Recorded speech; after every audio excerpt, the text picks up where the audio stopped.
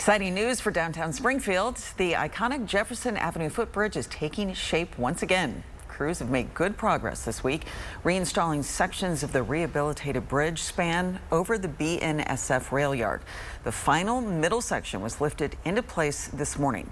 After the full span is secured, contractors will focus on paint, testing, and installing the bridge decking. They'll also begin construction on the north and south access points, including stairs and elevators. They say in terms of, when you're cutting lumber, measure twice, cut once. We haven't measured twice. We've measured a few more than that to make sure that, hey, all the pieces are going to fit back together, those kinds of things. But there's still challenges. The rehabilitation team is aiming for a springtime reopening with plans for a celebration as part of the National Route 66 Centennial Kickoff and America's 250th celebration.